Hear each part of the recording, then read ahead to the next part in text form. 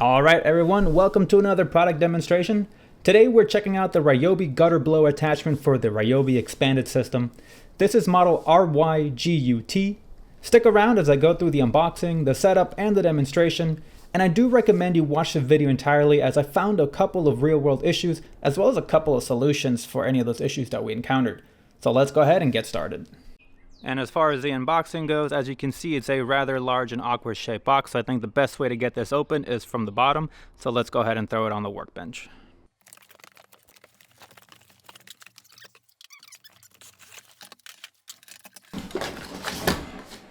All right, so we have the two extension rods. And they both come with their hanging adapter. So 1 and 2 over here. And then the main unit right here, fully assembled.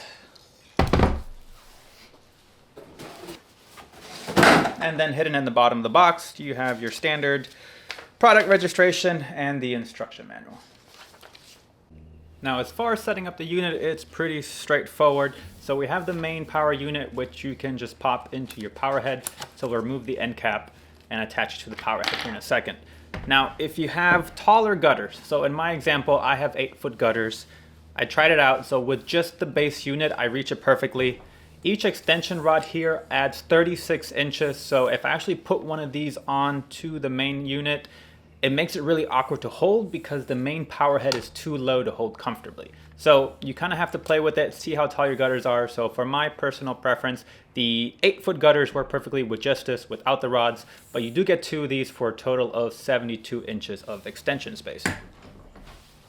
All right, so setting up your unit is pretty straightforward. Go ahead and take the blower attachment and then go ahead and grab your power head. In our case, we have the Ryobi 40-volt expanded system. Go ahead and slide the main unit into your power head. Line up your locking tabs, as you can see there, and just tighten down the collar.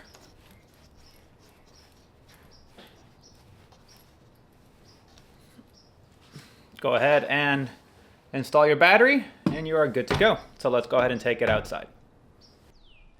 Okay, so let me start off by saying that when I found out I'd be reviewing this product, I really wanted to test it out to its fullest potential. As you can see, I let my gutters get loaded with an entire fall season worth of leaves and pine straw. Mind you, a couple of days before I did this video, it had also rained, so the bottom layer was a bit soggy and completely compacted. But as you can see, this is what you would encounter if you had a neglected gutter throughout the season.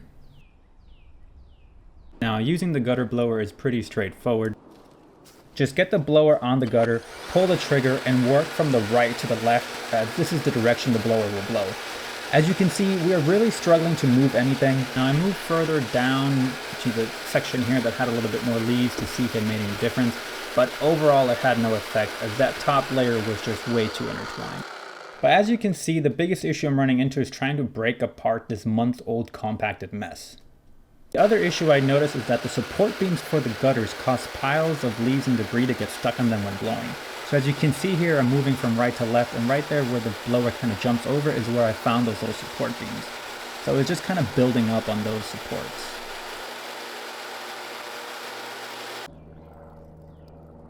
Alright, so to get kind of a better idea of what's going on firsthand, I went up here and got on the ladder and got myself to the same level as the gutter. As you can see, all the pine straw leaves are super compacted from a couple of months of just buildup. It's wet down here, so everything's kind of just mushed together. It's almost starting to compost here in the gutter itself.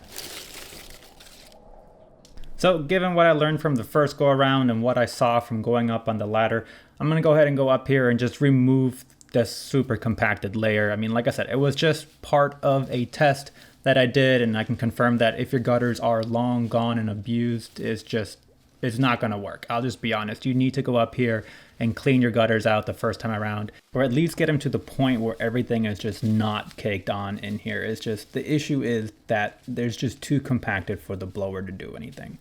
So I did kind of want to do like a half and half experience. As you can see, I left this center section cleaned out, but I left the left and the right side fully caked on just to see how the blower would do in like a smaller section, for example.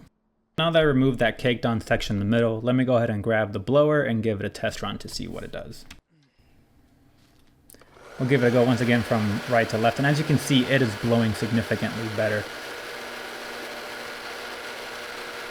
It's still getting stuck, as I said earlier. That's kind of just the area I didn't clean out. So as you can see, the part that I did clean and loosen up, it is blowing everything out.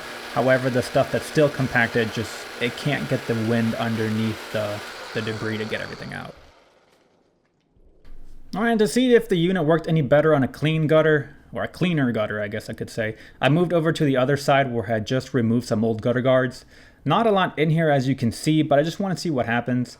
It got a little awkward trying to blow on this particular gutter just because I had to maneuver myself around this big bush that I have in front of the house. But overall, it pretty much picked up all the debris that was in there, so we'll give it a quick pass through and see how it did. Okay, so as you can see, we have a little bit of the wet caked on stuff, which should flow away when it rains next time or as it dries out with the sun. And then here at the end, we have a little bit that got caught. Okay, and here's the deal. So not wanting to give up on the blower because it is something I do really want to work and I do want to test it out. I went ahead and hand cleaned out the gutters as there was no moving all that caked on debris with the blower.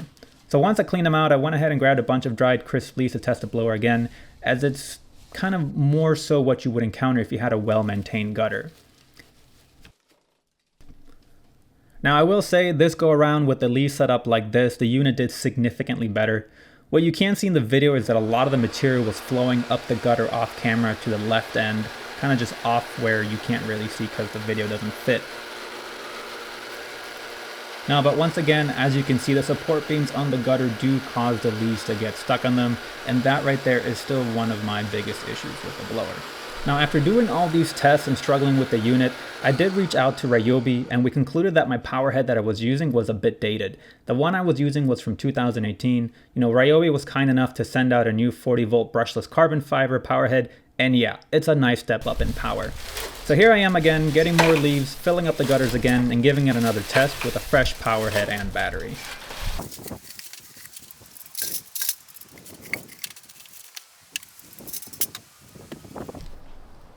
And let me just say, right off the bat, I can feel a huge difference in the power between the new Powerhead versus the old one I was using. Now, as you can see, I'm still struggling with getting debris stuck in the support beams. However, I found out that rocking the blower side to side helps loosen up the stuck debris. You have to just try and get as much as you can, then jump the blower over the support. Doing so will let the stuck debris fall back down into the gutter, which you can go back over and get moved on your next pass through. And then one thing, as you may have seen right there, that does happen quite often, is that as you're blowing, the leaves will get sucked up into the intake port and just will restrict airflow. So just as you're doing that, every once in a while, you just got to turn the unit off and the leaves will fall off. If they do get sucked up, you just got to turn the unit off, bring it down, and then you can just manually remove the leaves and keep going. So once again, debris is getting stuck on the support beams. However, as I said, just rock it and jump it and do another pass through and it will clear the gutter.